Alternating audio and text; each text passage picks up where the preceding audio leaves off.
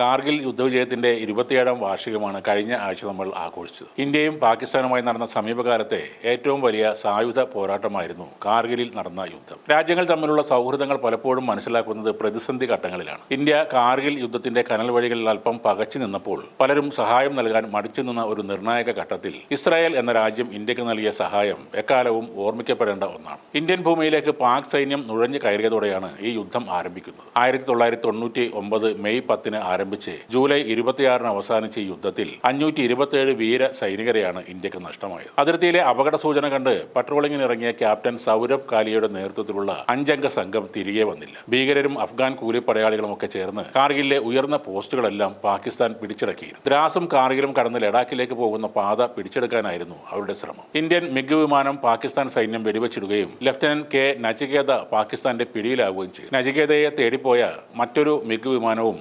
ഹെലികോപ്റ്ററും പാകിസ്ഥാൻ സൈന്യം വെടിവെച്ചിട്ടതോടെ 5 സൈനികർക്ക് വീരമൃത്യു സംഭവിച്ചു. ജൂൺ 6 ഇന്ത്യയുടെ പ്രത്യാക്രമണം ആരംഭിച്ചു. 2 ലക്ഷം സൈനികരെ അണിനിരത്തിയാണ് പാകിസ്ഥാനെതിരെ ഇന്ത്യ തിരിച്ചടി തുടങ്ങിയത്. 30,000 ഭടന്മാർ യുദ്ധമുന്നണിയിൽ എപ്പോഴും ഉണ്ടായിരുന്നു. കാർഗിൽ യുദ്ധം ഇന്ത്യൻ സൈന്യത്തിന് ഒരു വലിയ വെല്ലുവിളിയായി മാറിയിരുന്നു. ഉയരം കൂടിയ മലനിരകളിൽ നിലയുറപ്പിച്ച ശത്രുക്കളെ തുരത്തുക എന്നത് അങ്ങേയറ്റം ദുഷ്കരമായ ഒരു ദൗത്യമായിരുന്നു. ശത്രുക്കളുടെ ഒളിത്താവളങ്ങൾ കണ്ടെത്താനും ലക്ഷ്യസ്ഥാനത്ത് കൃത്യമായി ആക്രമണം നടത്താനും അത്യാധുനിക സാങ്കേതിക വിദ്യയുടെ ആവശ്യകത അന്ന് ഇന്ത്യക്ക് ബോധ്യപ്പെട്ടതാണ്.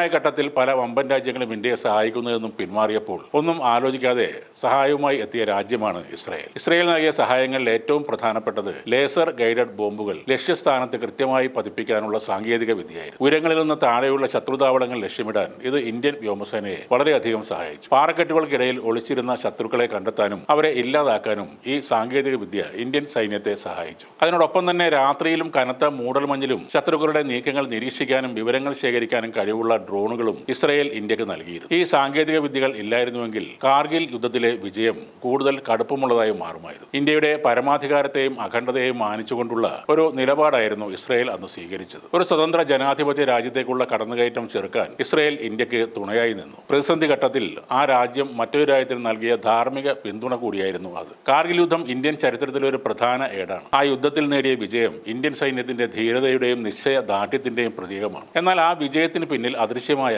ഒരു പിന്തുണ ഉണ്ടായിരുന്നു എന്നതും ഓർക്കപ്പെടണം. ഇന്ത്യ ഇസ്രായേലിന് ആയുധങ്ങൾ കൊടുക്കുന്നു എന്ന വാർത്ത കഴിഞ്ഞ ദിവസം പുറത്തു വന്നപ്പോൾ ഒരുപാട് പേരുടെ കരച്ചിൽ കണ്ടിരുന്നു. ഒരു സുഹൃത്ത് രാജ്യത്തെ സഹായിക്കുക എന്നത് മാത്രമാണ് ഇന്ത്യയും ചെയ്തത്. ഓപ്പറേഷൻ സിന്ദൂർ നടക്കുന്ന സമയത്ത് ഇന്ത്യയെ തിരിച്ചാക്രമിക്കാൻ പാകിസ്ഥാൻ ആയുധങ്ങൾ കൊടുത്ത രാജ്യമാണ് തുർക്കി. എന്നാൽ ആ തുർക്കിയെ വാഴ്ത്തിപ്പാടുന്നവരും നമ്മുടെ കൂടെയുണ്ട്. ചൈന, പാകിസ്ഥാൻ എന്നീ ശത്രുക്കളായ അയൽ രാജ്യങ്ങളുടെ തുടർച്ചയായ ഭീഷണികളെ പ്രതിരോധിക്കാൻ നിരന്തരം ഇന്ത്യയുടെ കൂടെ നിൽക്കുകയും ഇന്ത്യക്ക് ആയുധങ്ങൾ തരുകയും ചെയ്യുന്ന ഇസ്രായേലിനെ തള്ളിപ്പറയാൻ ഇന്ത്യക്ക് ഇപ്പോൾ കഴിയില്ല എന്നതാണ് യാഥാർത്ഥ്യം.